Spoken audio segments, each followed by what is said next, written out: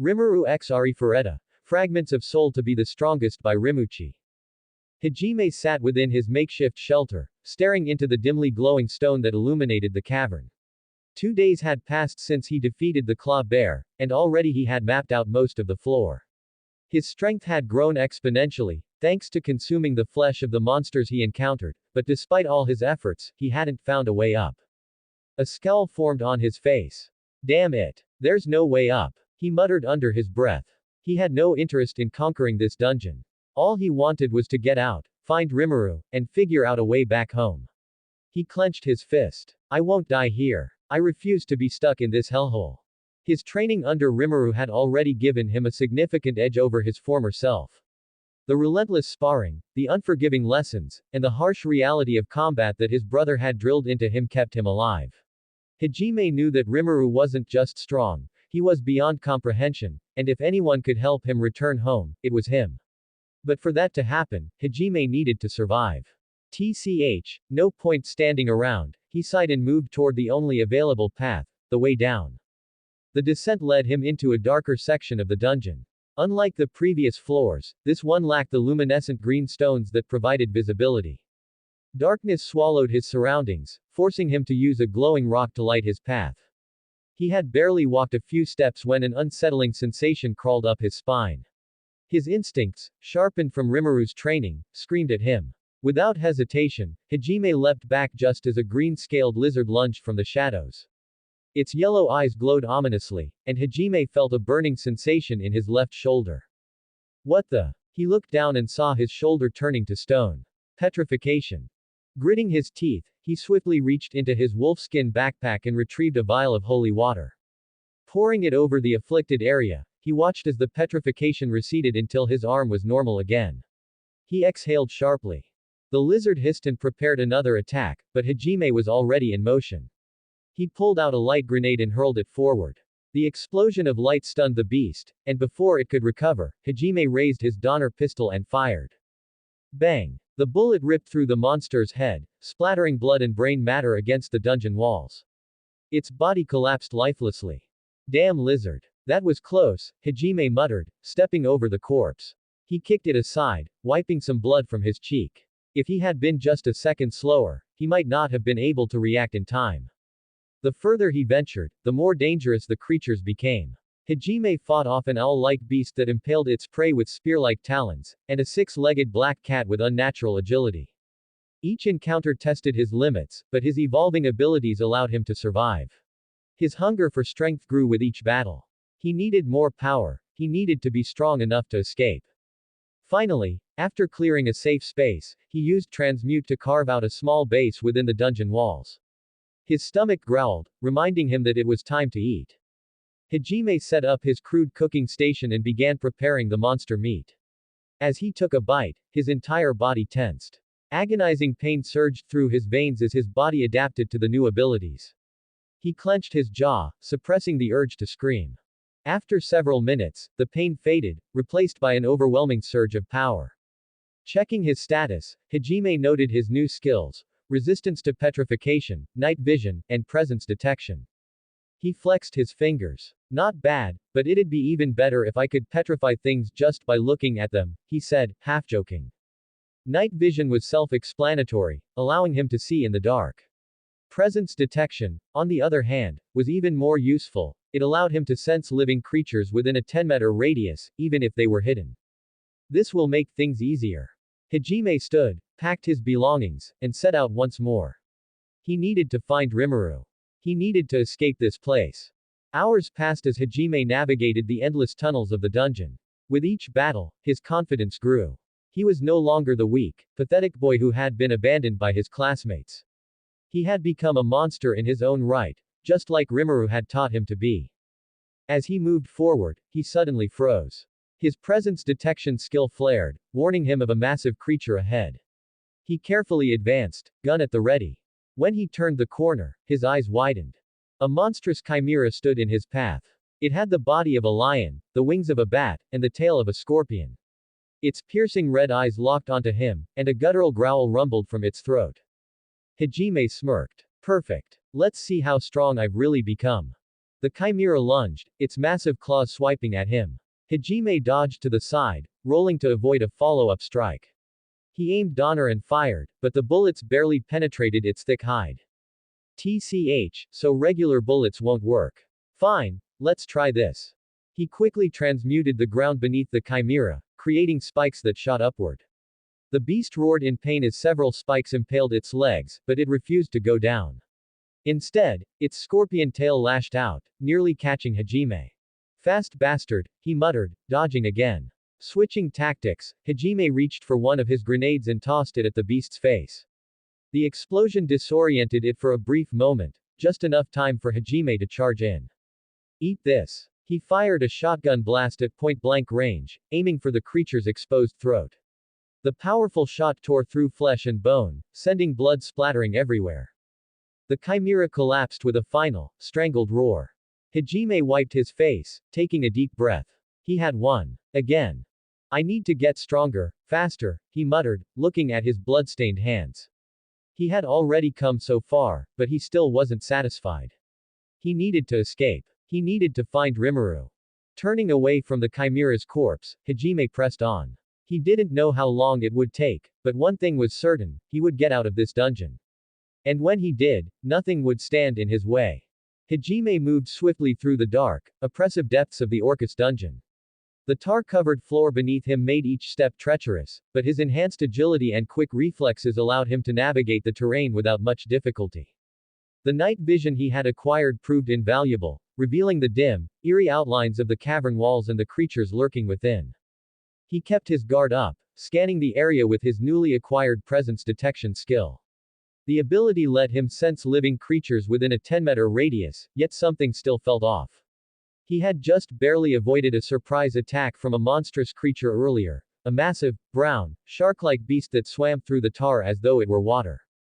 Damn thing, why couldn't I sense it? Hajime muttered to himself, gripping Donner tightly. He crouched low, staying perfectly still as he listened for any disturbances in the tar. His heartbeat slowed as he concentrated. Suddenly, there was movement. A faint ripple in the tar, barely noticeable. Without hesitation, Hajime sprang to the side just as the beast lunged, its razor-sharp teeth snapping inches from where he had stood. Gotcha. In an instant, he fired Donner, the blast illuminating the cavern as the bullet ripped through the beast's head. The creature let out a guttural shriek before sinking lifelessly into the tar. Hajime exhaled sharply, scanning the area once more. The battle had lasted mere seconds, yet it had taught him an important lesson: his presence detection wasn't foolproof. This monster had somehow concealed itself from his senses. I'll need to fix that, he muttered, kneeling beside the corpse. Without hesitation, he carved into the beast, removing chunks of its flesh before setting up a small, makeshift shelter in the wall using transmute. Inside, he started a controlled fire and roasted the meat, bracing himself for the inevitable pain that would come with consuming another monster's essence. As soon as he took the first bite, his body seized up. Agony coursed through his veins, muscles tightening as his cells rapidly adapted to the new abilities. Minutes passed before the pain subsided. Hajime wiped the sweat from his brow and checked his status. Conceal presence and physical attack resistance. A smirk played on his lips. So that's how it was able to avoid detection. This will be useful. Now capable of masking his own presence, Hajime knew he had taken another step toward his ultimate goal, escaping this hellhole and finding Rimuru. His brother was out there, and Hajime had no intention of dying in this dungeon.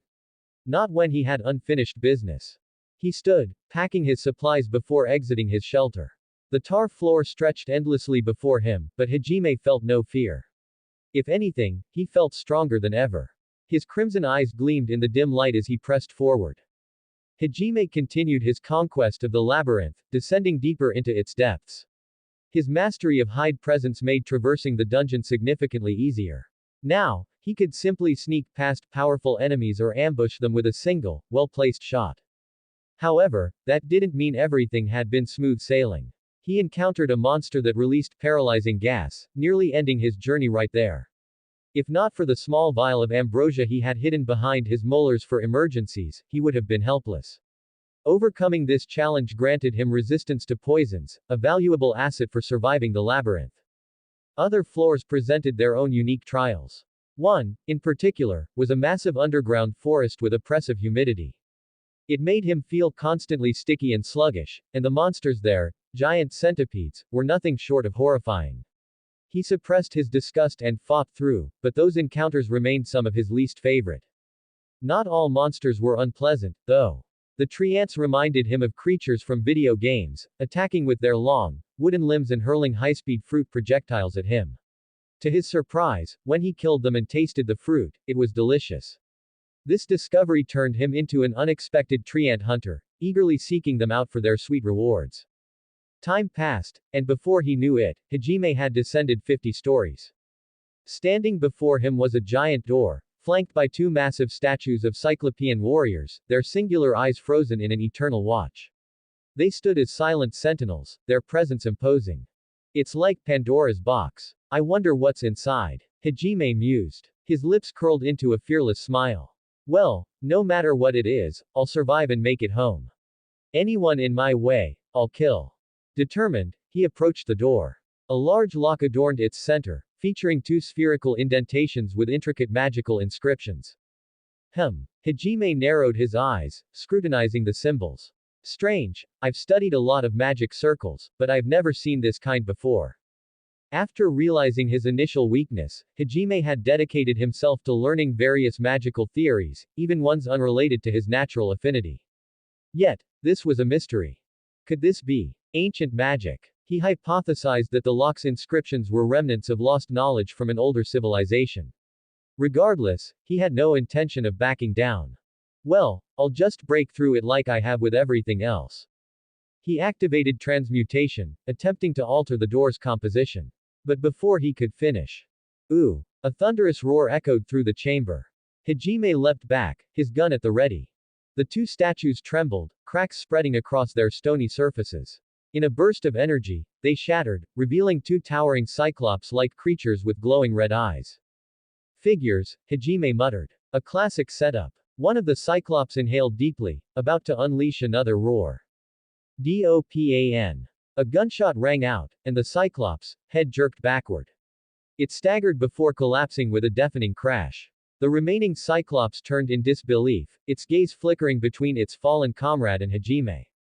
What? You thought I'd let you scream? Hajime smirked, spinning Donner in his hand. Enraged, the second cyclops charged. Hajime moved with divine step, dodging its massive fist and countering with a flurry of gunfire. Dopan. Dopan. Dopan. Dopan. Bullets riddled its body, but the cyclops endured, raising its arms to shield its head. Recognizing its strategy, Hajime adjusted his aim and fired a single shot through its exposed eye. The cyclops groaned, then fell silent as its massive body hit the ground. TCH. That's what you get for trying to be dramatic. Hajime holstered Donner and approached the fallen monsters. As he began extracting their meat, he noticed something embedded within their flesh, a glowing sphere. What's this? He pulled it free, inspecting its smooth surface.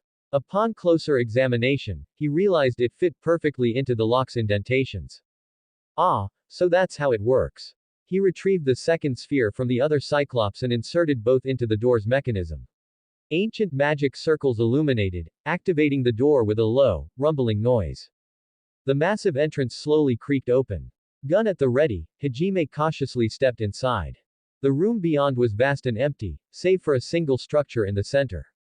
It was a metallic cube, roughly 10 feet tall, sleek black with glowing green lines running across its surface. But that wasn't the most important detail. Inside the cube, suspended in a transparent prison, was a girl. Her golden blonde hair floated around her as if she were submerged in water, and her closed eyes gave her an air of serenity. Even from a distance, Hajime could tell she was breathtakingly beautiful. Her white dress, though simple, only added to her ethereal presence.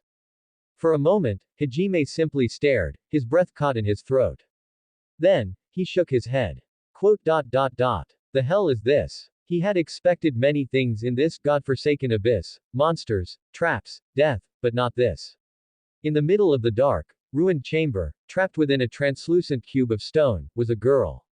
From the shoulders down, she was completely encased, as though swallowed by the very earth itself. She had golden hair, her skin unnaturally pale, and she looked around 14 years old. Hajime didn't step into the room. He knew how these things worked. The moment he walked in, the door would slam shut behind him, and she would either laugh in a creepy voice or sprout fangs and try to eat him. He had seen enough anime to know how this went. Nope. Not dealing with this, he muttered, moving to close the door. Who? The voice was weak. Frail. Hajime hesitated, but only for a second. Sorry to bother you. My mistake. He pushed the door further, but before he could close it completely. Wait. Please help me. No chance. Hajime didn't even turn around. To any observer, he would have looked like an unfeeling demon abandoning a helpless girl. Why? I won't do anything, so please. The desperation in her voice was real. He could hear it. But that didn't mean he could trust it. Hey, this is the bottom of the abyss. How could I free someone who's obviously been sealed down here? That'd be a disaster. There's nothing useful here. He opened the door wider, ready to leave. Wait, I'm not bad. Please, Hajime ignored her pleas and started closing the door. I've been betrayed. He stopped. 10 seconds passed. Then 20. Hajime stood still, his hand still gripping the door. A bitter expression twisted his face. He had no reason to help her. He had no proof she was telling the truth. And yet. What the hell am I doing? He sighed, stepping forward despite himself.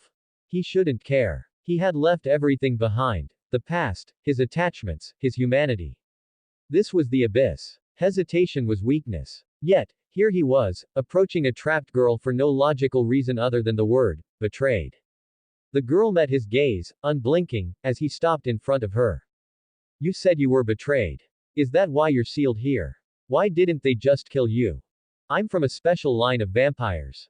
A princess. 300 years ago, my uncle betrayed me to steal the throne. I can regenerate even if I lose a limb or my head gets blown off. I can also manipulate magic without chance or circles. Killing me is difficult. That's why they sealed me. Hajime raised an eyebrow. That's pretty OP. The girl tilted her head. Nothing. So, 300 years, huh? Do all vampires live that long? No. I'm special. Hajime sighed. Of course you are. She lowered her gaze.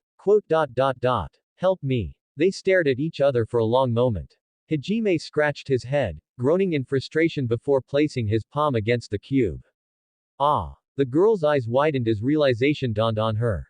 A crimson glow surged from Hajime's palm as his transmutation activated. The stone held firm, its resistance greater than anything he had faced so far. But that only meant one thing. It's tough, Hajime muttered. But I can do it. He poured nearly all his magic power into the transmutation. The glow intensified, illuminating the entire room in a crimson hue. The girl stared at him, mesmerized, as though trying to etch every second of this scene into her memory. Finally, the cube cracked and shattered. The girl collapsed forward, freed at last. Hajime barely caught her before she hit the floor. He sat down, breathing heavily, then reached into his pouch for a bottle of healing water. Before he could drink, she reached out and took his hand. Thank you. Her voice was soft, but the emotion behind it was real. Hajime gave a small, tired smile and shook her hand back. Name. What is it? Hajime. Nagumo Hajime. What about you? The girl mumbled his name under her breath, repeating it several times as if committing it to memory. Give me one. Hajime blinked. You want me to name you? Did you forget yours or something? She shook her head. I don't need my other name anymore. The name you give me will be enough. Even if you say that. Her eyes gleamed with anticipation. Hajime sighed, realizing he couldn't refuse. How about you? You. It means, moon, in my language. Your red eyes in the dark reminded me of the moon. If you don't like it, you can. From now on, I'll be you. Thank you. Well, for now. Hajime rummaged through his bag and pulled out a clawed bear skin. Here. Wear this. You can't stay naked forever. You looked down, her cheeks suddenly turning red. Realizing her state, she quickly wrapped the cloth around herself like a towel. Then she glared at him. Hajime. Pervert. Hajime stared at her blankly. He considered defending himself, explaining that he had literally just saved her life and wasn't interested in little girls. But in the end, he simply stayed silent. Because he knew nothing he said would improve his situation. Hajime drank the ambrosia or holy water and then froze. A chilling sensation ran down his spine. He felt the presence of a gigantic monster lurking on the ceiling of the room. This presence was not there mere seconds ago. A monstrous, scorpion-like creature with an enormous exoskeleton suddenly detached from the ceiling, its descent swift and silent. The moment Hajime registered its presence, it had already launched a volley of giant darts from its thick scales, each one as deadly as a spear, straight at you. Without hesitation, Hajime jumped forward, catching you in his arms and positioning himself as a shield. He twisted midair to evade as many projectiles as possible, but 5 of them found their mark, embedding deep into his back. Gah! Hajime coughed up blood, gritting his teeth against the pain. He immediately used transmutation to form a barrier around them, buying a moment to assess the situation. Yu, cradled in his arms, looked up at him with wide, desperate eyes. Hajime. He yanked the scaly darts from his back, suppressing a groan, and downed another mouthful of ambrosia. A rush of warmth spread through him, dulling the pain. I'm fine, he reassured her, though his expression remained tight. He set her down and pulled out Donner, his modified revolver. You can come. Try to kill me if you can. With his free hand, Hajime pulled out a small vial and pressed it to Yu's lips. Drink this. Umu. She mumbled in confusion but obeyed. The moment the liquid touched her tongue, she felt a rush of vitality flood through her weakened body. Her golden eyes widened in shock. Hold on tight, Yu. She nodded, gripping his shoulder as Hajime leapt back into action. He took aim at the scorpion's head and fired. However, the bullet ricocheted off its thick armor-like carapace, barely leaving a mark. Tisk. That's going to be a problem. The scorpion hissed and retaliated, its massive tail arching over its body before spewing a thick, purple liquid in his direction. Hajime narrowly dodged, landing smoothly on the stone floor. The liquid splattered onto the ground, instantly melting through the surface. Acid. Great. Yu, still holding onto him, watched the battle unfold with intense focus. Her gaze flickered between Hajime and the mysterious weapon in his grip, fascinated by his ability to stand against such a creature. Hajime continued firing, aiming for different angles, but each shot failed to penetrate the monster's impenetrable shell. Meanwhile, the scorpion launched a relentless barrage of attacks, venomous darts, acid sprays, and furious tail strikes. Hajime evaded every move with practiced precision, but the stalemate was clear. Grua! The scorpion let out an ear-piercing shriek, and the ground beneath them trembled violently. Hajime felt the floor beginning to crack beneath his feet. Trying to trap me. Sorry, that's my specialty. He pressed his hand to the ground and used transmutation, reinforcing the stone beneath him while shifting the battlefield to his advantage. At the same time, he fired 2 quick shots to distract the scorpion. Dopan. Dopan. Yu, still watching him closely, whispered, similar. She realized that Hajime could manipulate mana directly, much like herself. She found herself wondering why he was in this labyrinth, a question that lingered in her mind even as death loomed overhead. The scorpion, sensing its attacks were failing, increased its aggression. Every time Hajime attempted to get closer, it unleashed another deadly attack, keeping him at bay. He needed to break through its defenses, but how? Then, an idea struck him. Using transmutation, Hajime quickly crafted a temporary earth barrier between them. As soon as the scorpion lost sight of him, he grabbed the corpse of a monster he had planned to eat later and hurled it to the side. The scorpion, relying on its poor eyesight, mistook the carcass for Hajime and lashed out, crushing it with its mighty claws. That split-second distraction was all Hajime needed. He dashed forward and leapt onto the monster's head, pressing Donner directly against its face. Bang! The scorpion screeched as one of its front legs was blasted clean off. It whirled in agony, its tail splitting into 3 separate appendages, all of which struck at Hajime with terrifying speed. Damn it! One tail caught him in the side, sending him tumbling across the stone floor. Ku! He quickly tossed a flash grenade, buying himself a moment to recover. As he steadied himself, Yu finally spoke again. Why? Hajime glanced at her. Huh? Why don't you run away? He blinked before letting out a short laugh. What are you saying now? I haven't fallen so far that I'd abandon you just because a slightly stronger enemy appeared. The moment Hajime decided to save Yu, he had resolved to do whatever it took to protect her. No matter how powerful their enemies, he would never abandon her. Hearing those words, Yu felt something stir deep within her. She clenched her fists, determination burning in her golden eyes. Hajime, trust me. She stepped forward and bit into his neck. Hajime stiffened but didn't push her away. He understood what she meant. He had chosen to believe in her. A moment later, Yu withdrew, licking the last drops of blood from her lips. Delicious. She turned to the scorpion, which had regained its bearings and was glaring at them with sheer malice. Raising her hand, Yu whispered, "Blue sky." A massive, blazing blue fireball formed above the scorpion's head and plummeted downward. Kayao. The scorpion let out a horrific wail. However, it wasn't the flames that killed it. It was the sheer force of the explosion that slammed its head into the ground with devastating impact. When the dust settled, its body remained intact, a testament to its incredible durability. But its life had already been snuffed out. Yu turned to Hajime, who smirked. Nice. She smiled, a rare, genuine expression of happiness. Hajime crouched down and examined the scorpion's corpse. Something caught his eye, its exoskeleton, shimmering with a peculiar metallic sheen. Azantium, he murmured. Hardness level 10. Resistant to heat and cold. This stuff is incredible. With the battle won, Hajime and Yu continued their conquest of the dungeon. Hajime's ultimate goal remained unchanged. Find Rimuru, his brother, and escape this world. But for Yu, something had shifted. For the first time in a long time, she had found a new purpose. That purpose was Hajime.